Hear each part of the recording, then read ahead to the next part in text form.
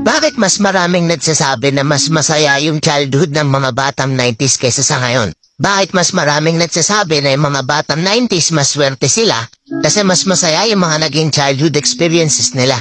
Simple lang. Mga batang 90s pakinggan nyo to. Lapit ka konti.